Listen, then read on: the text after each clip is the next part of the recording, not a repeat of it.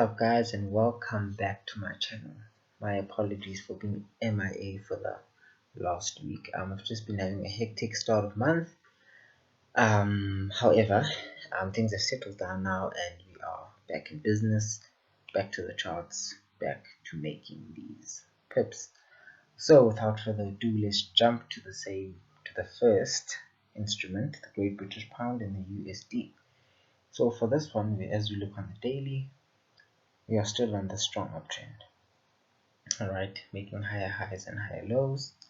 We had a point in time where we had a strong pullback right there. Okay.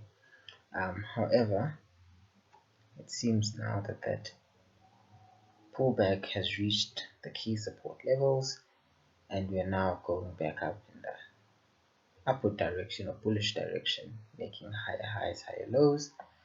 That's easily visible by looking at this region where the market came down, bounced off that support, went up, broke through this resistance, making it a new support, came back down, making a higher low, bounced off that support, and continued its way back up, bounced off that resistance.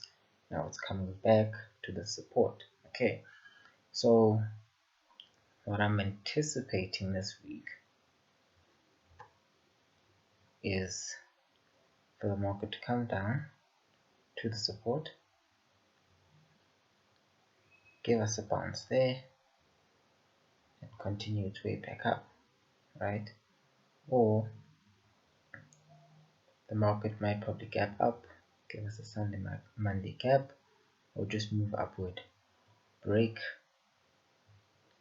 that resistance, forming a new support, and continue its way back up. Okay, so the next pair we'll be analyzing is the Great British Pound, Japanese Yen. Okay, so for this one you can also see clearly that we are still in the strong uptrend. Okay, when you come to a 4-hour, see that our key support resistance zones are looking nice and they're all set right there, and you can see when we go down to the 1 hour, which is our entry time frame,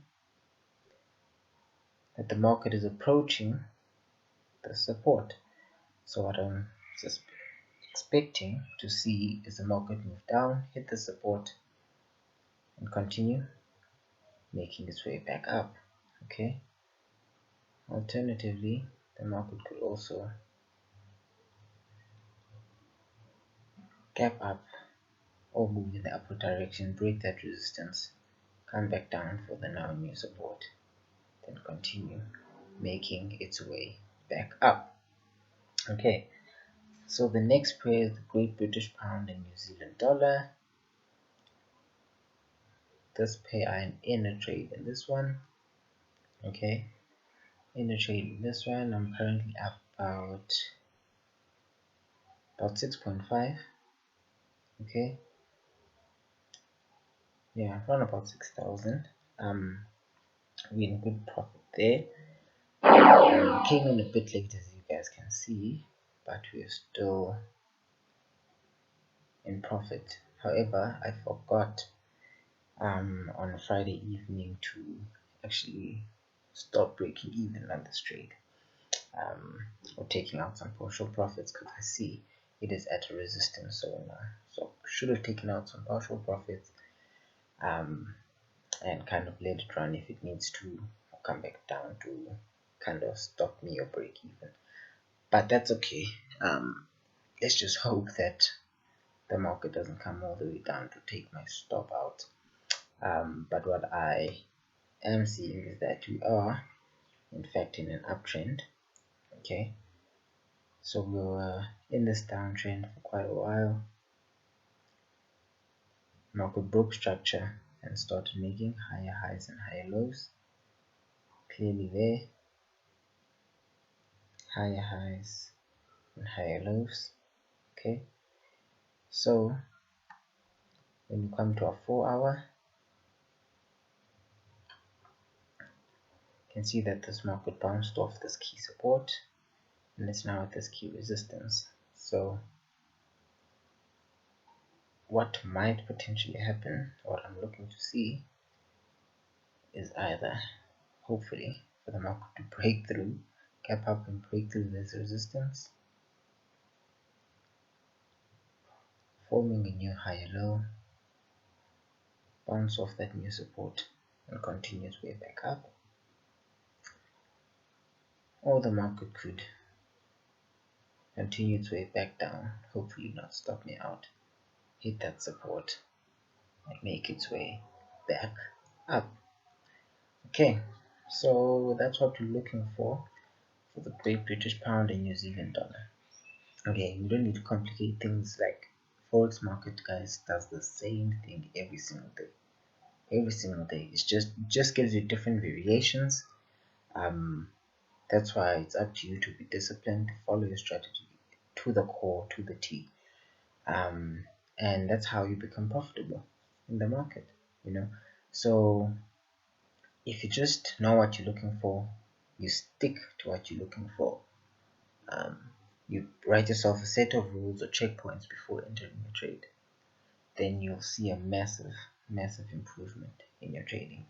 You won't be right 100% of the time, but whenever you are right, you must make sure that you have trades that move or win at least 1:1.5, 1:2 of your initial risk. So yeah, that was a bit of a side rant, but yeah, that's what we're looking for the Great British Pound and the New Zealand dollar. So the next pair is the Euro Australian dollar. Okay, so we've been seeing a steep downtrend on this pair, making lower lows and lower highs. So when we come to our 4-hour, you can see that we're at a key resistance zone right now. Okay, so for a while the market broke through the zone on the 11th, came back up to retest, and has kind of been floating with this resistance. Okay, not really moving down a great deal. So what I'm expecting to see during the course of next week is the market to probably move back up, hit the zone again, give us a momentum candle downwards, and continue its run back downwards. Okay, so that's what I'm potentially looking for the Euro Australian dollar. So the next pair we're looking at is the New Zealand dollar USD. Okay, so from the daily, you see that we've been in an uptrend, but now the market is kind of giving us a consolidation, if you can put it that way, or pushing up in the, or it's kind of ranging. Okay, so what we potentially want to look for is for the market to come back down, hit that support, and continue making its way back up. Okay, or the safer trade would be when it breaks out of this range, comes back down to the now new support, and continues its way back upwards. Okay, I'm not a big fan of ranging markets, but I think the range here is significant enough for you to make fairly decent profits. Okay, it's about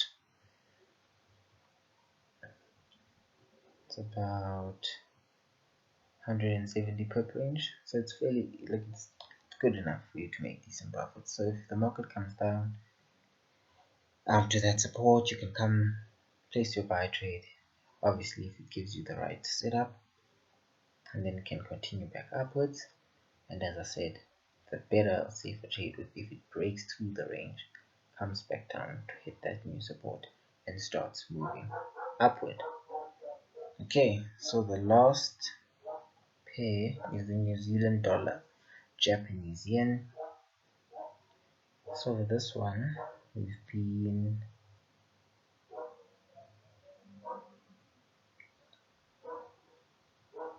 looking for buys. Okay, the market has been showing a strong uptrend. So what we potentially are looking for now is the market to come back down to our key support resistance zones, which we mark out on the 4-hour time frame. So let's go to the 1 hour. So what we're looking for during the course of next week is the market to move back down, hit the support and make its way back up, or could move back up, break that resistance, come back to another new support and continue its way back up.